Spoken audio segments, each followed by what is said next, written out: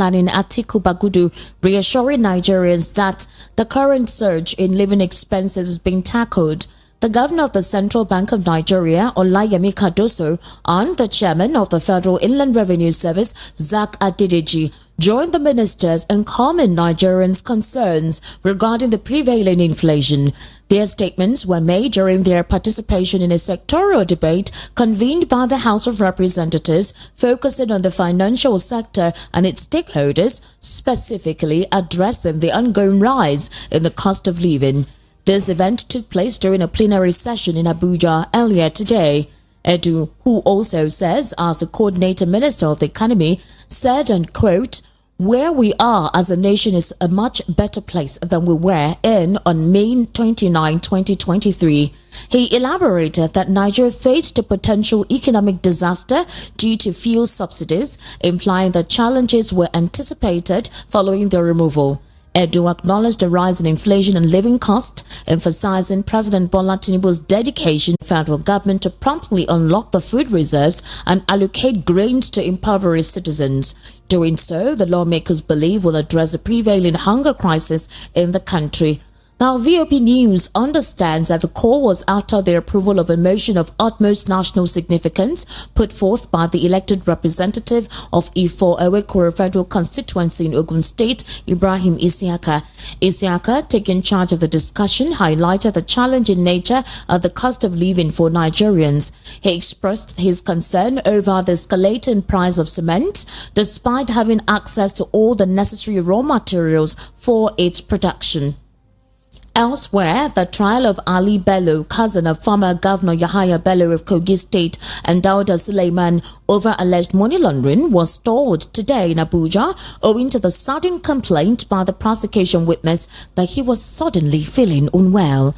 The Economic and Financial Crimes Commission is prosecuting Ali Bello and Suleiman on a 10-count charge.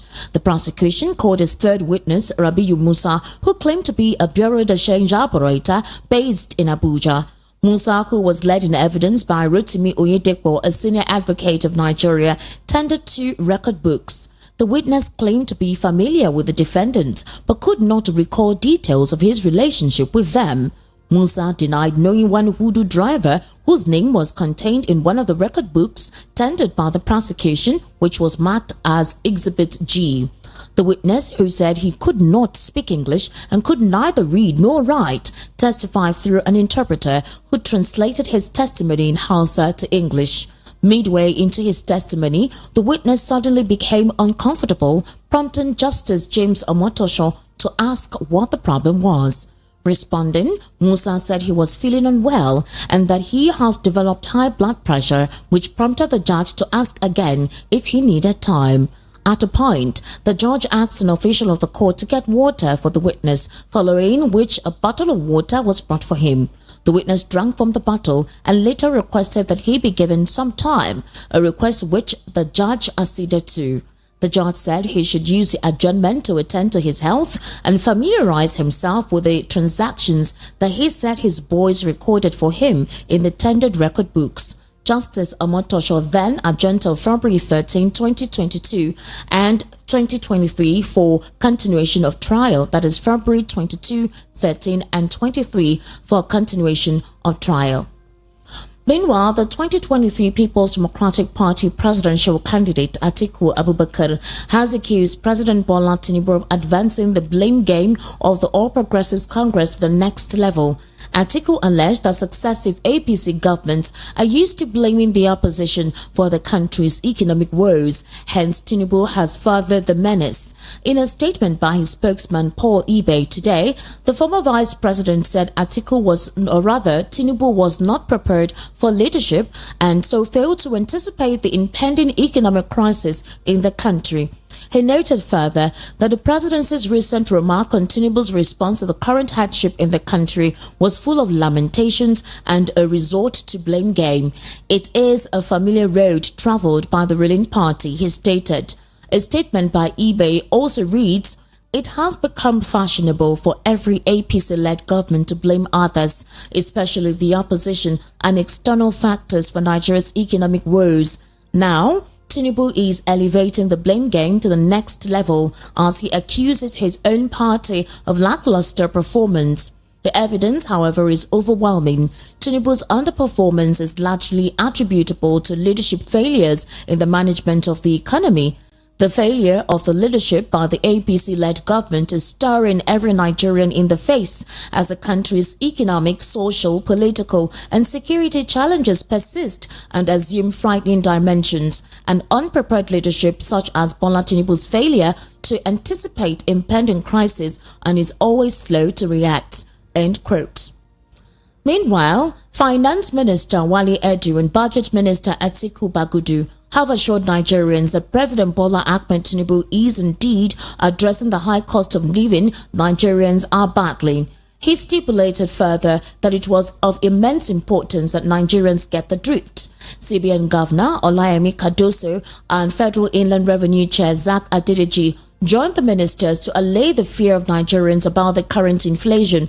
They all spoke when they appeared at the sectorial debate earlier today. Mr. Edun, as we do know, is the coordinating minister of the economy, and he stated that as a country, the road to economic disaster by way of subsidy on fuel, and that it was expected for these challenges to be observed. According to Ali Bello, as things improve, there will be further intervention on behalf of the vulnerable to assist in the cost of living. He stated, and quote, "Let us be confident, calm, and assured that Nigeria will change in terms of economic management and there will be intervention in every sector." According to him, there is a need to tackle inflation because full inflation accounts for 33% of the consumer price index. Meanwhile, Mr. Bagudu said the president was committed to national development, adding that the president reckoned with the challenges of the living conditions of the people. According to him, he said, and quote, "What is happening in our country is obvious to someone visiting a construction site. We're very clear, we're on the right path and the challenges of the moment are being tackled. We are getting support from international partners and they are all acknowledging the commendable steps that the president is taking." End quote. Now, to discuss this and more on the world news at 6, I have joining me via the telephone a legal practitioner, also a national social and political affairs commentator, and that is Barrister Eze Eluche. Barrister Eze Eluche, good evening, and thank you for staying with us on the world news at 6. Yeah, good evening, and thank you for having me in your studios, though virtually. Yes, I sincerely do appreciate you being patient to help me talk about some of these issues. Now, yesterday in Niger State, there was a protest. A lot of residents, women, children, young persons stormed out en masse.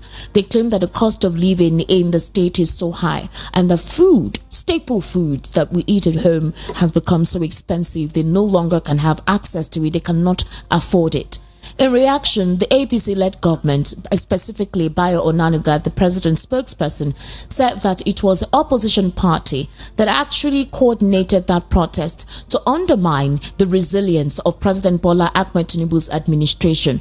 In retrospect, Umar Bago, the governor of Niger State, also said that one of the things he would do to curb the cost of living and also the high price in food is to stop merchants from coming to buy food in bulk from the state.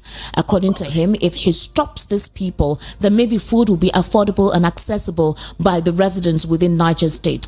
Barrister Eze Eluche, do you think there is any point of reasoning to all of these responses by the presidency and as well as the governor of Niger State? Well, the response from the presidency has been pedestrian thus far, alleging that the riots or the protest in Niger was organized by the opposition is pedestrian to the fullest. Who does not know that Nigerians are passing through hell? Every day you go to the market, the price of things are skyrocketing. So, I mean, he's trying to belittle or insult the intelligence of Nigerians who are living the hardship to begin to allege that the opposition, even the members of the APC, they are also passing through this agonizing period. So, I mean, he's trying, the presidency is only trying to insult Nigerians by further saying that it was the opposition that organized the protest. In reality, increases the kind of ones we are seeing in Nigeria has toppled governments in several other countries. A typical example was in Tunisia, when just a slight 5% increase in price of bread have toppled governments. leading to the Arab Spring.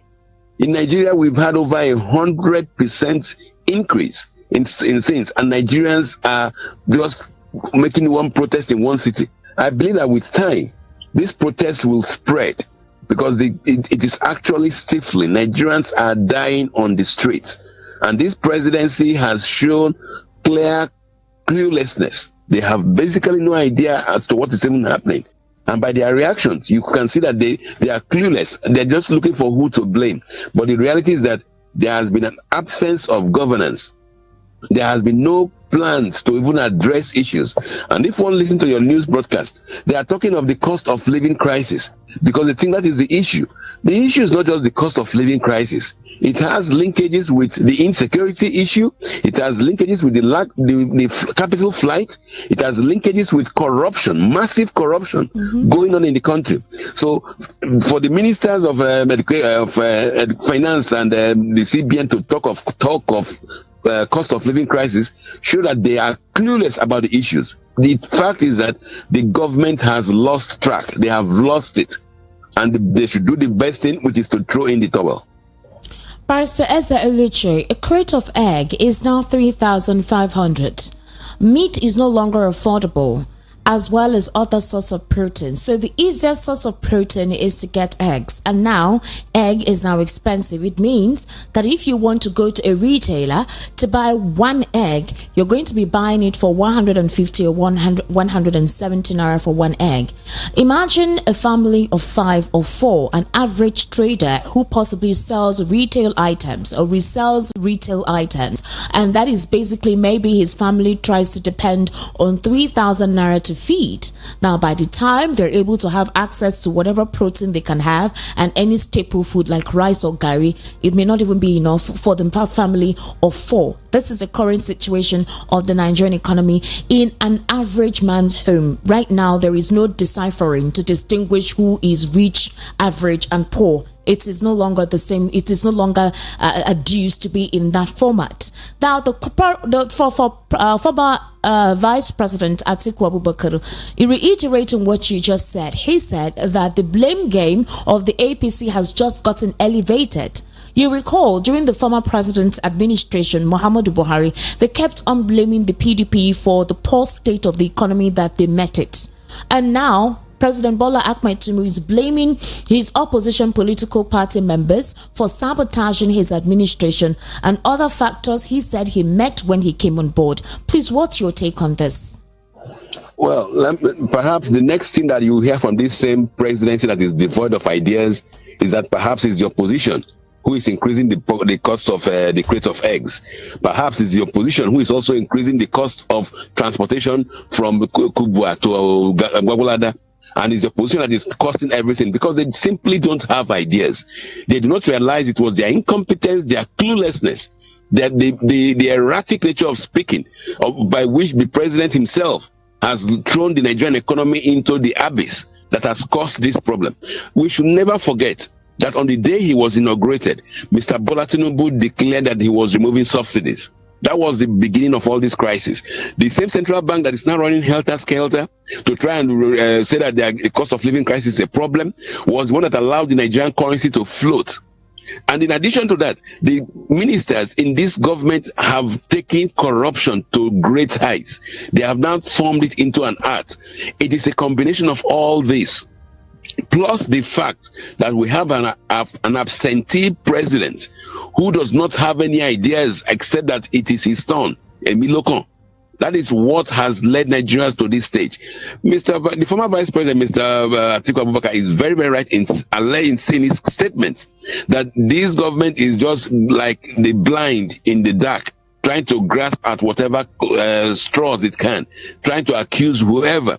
But they forget that it is the lump in the eye that is the cause of the problem. They are clueless, they have no ideas, and they are bereft of reason. The greatest issue, actually, what that will even hamper whatever efforts they are making, is the fact that international industrialists, I mean, those who should be thinking of bringing their funds to Nigeria, none wants to be seen or pictured or photographed with a president who is who paid some fines for drug trafficking and money laundering, with a president who's known to be a forger of documents, with a president who came into office by an unconstitutional means. That is the crux of Nigeria's problem, because no matter where this man goes to try to invite investors, nobody wants to be seen with him, for goodness sake, except those who want to exploit him, who want to extract the little air we have in Nigeria from him, such as the French president. The French president felt that he had lost the three core French former colonies in West Africa: Mali, Burkina Faso, and Niger. And that is why he's now courting the only person who all other reasonable businessmen and head of states are keeping at arm's length, to try to see what he can extract from Nigeria.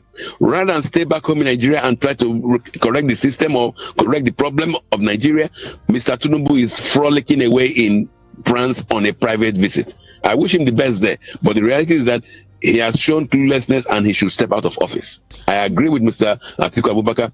This government is not going to do Nigeria any good. Barrister Eze, can you recall during the campaign when President Bola Ahmed Tinubu visited the London Chamber? There was a press conference there. A lot of international journalists, as well as some Nigerian supporters and even opposition, were in that hall. I recall when questions were thrown at him on how he intends to implement his policy formulation, parts of his renewed hope agenda, and the achievable principles that he read out in the renewed hope agenda, realistically implementing them within the Nigerian constituent. And President Bola Ahmed Tinubu at the time said that he had an intelligent team. He had a couple of people in his cabinet that would help him drive home his vision. Why are we having to experience like it seems his team do not have an idea on what to do? For example, for Olayemi Cardoso, the CBN governor, he's actually at the same time pleading with Nigerians to bear the plight that this administration's policy will definitely pick up. He's expressing confidence that positive outcomes from the administration of President Tinubu were already emerging and would further emerge in the near future. He did not give us a time specific, so it means that this suffering and groaning, we should expect it to continue. We don't know when the next future would be. And also he said that the concerns were true and the urgency of the matter is not lost on the president, but that they are working tirelessly to bring up a lasting solution. The lasting solution has not been mentioned. What I'm trying to explain to you, Barrister Eze, is that in all of this, they haven't told us what they would do immediately to resolve this crisis. We are just hearing policy, but we have not heard an activation plan on implementing this policy and giving it a time frame. So in the process, what should happen to Nigerians? Well, the unfortunate thing is when Mr. Bola Tinubu told Nigerians that he had a team of experts that would do magic, he was lying. Like, for instance, the person he picked up as his Central Bank of Nigeria governor, Mr. Cardoso, you just mentioned. Yes. Mr. Cardoso has zero experience about central banking. He was the former chairman of a failed microfinance bank. Does that give him the qualifications to be the central bank governor of a country like Nigeria that the economy was almost at the abyss? The answer is no. Now, when you look at even Mr. Tinubu himself, his various economic policies, if you could recollect, during when he was campaigning and he was asked about the Nigerian problem, he said all he would do was to get 15 million youths in the army. And what would they eat? They will eat agbado, they will eat corn and all that stuff. So you see the kind of brazenly, I don't want to use very harsh language, but they are ideas that are bereft, that have no business coming out from the mouth of the president. This is a man that has shown he has no idea. All Mr. Tinubu wants is that name, I have been the president, Emiloko, I am the next. And then he rides about in a convoy of cars with DSS personnel surrounding him without any idea about governance. So for the period this guy is going to be in office, Nigerians have to brace up, because it's going to get worse. According to Wale Edun, Barrister Eze Egwuatu and Olayemi Cardoso, they said their international partners are actually praising these harsh economic policies. That it means that for their international partners to actually understand and accept the policies that are put out there, it means they're doing something right. So you have economic policies that your international counterparts are lauding, but your country is in what is debilitating. What kind of economic policies will that be that your international partners are hailing and praising? Now, when they keep on talking of those international partners, with all due respect, they are talking nonsense.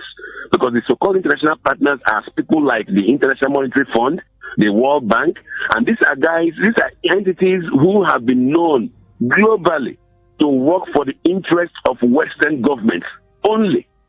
They have no interest in supporting African or Asian economies. What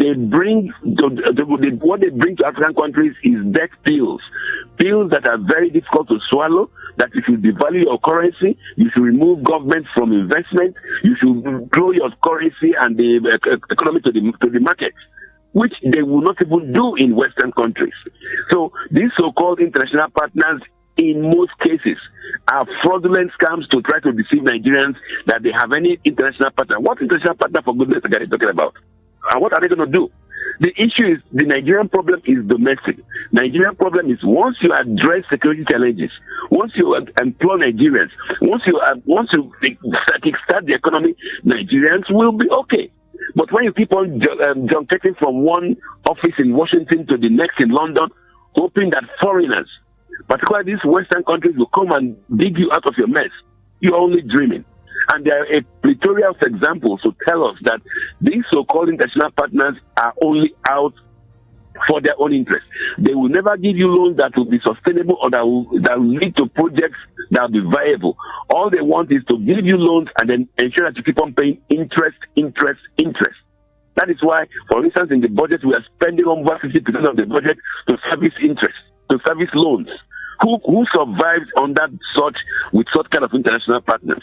So please, Nigerians will stop taking these stories from this government about international partners.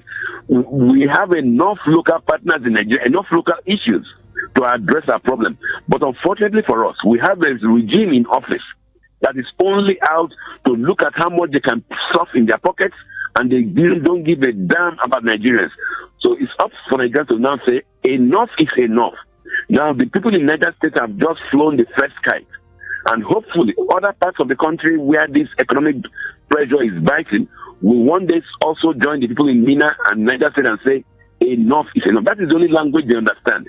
And let us see what Nanuga will say when the entire country rise up in unison to put a stop to this nonsense this government is doing to all of us. Barrister Ezelich, I want to say thank you so much for your time and helping to give us or share your perspective with us on some of these issues. I sincerely do appreciate you. Thank you very much for having me on board. Have a wonderful day. Yes, your listeners welcome. Also. Thank you. To wrap up the world news at 6, here again are the top stories. CBN ministers assure Nigerians on cost of living crisis. Reps urge federal government on open food reserve. EFCC witnesses sudden sickness stalls Ali Bello cousin's trial. And Atiku discloses Tinubu unprepared for leadership. That's a wrap on the world news at 6. My name is Esther Mwachuku. To follow us on our social media handles at VOP 903 FM. Also subscribe to our YouTube channel on Voice of the People 90.3 FM. Good evening and thank you for listening.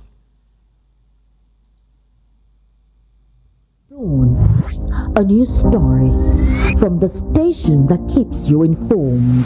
Breaking news, fresh from the scene. We have a lot all over the country who have been shouting and saying no, because we know that that's a very faulty direction that the present government is trying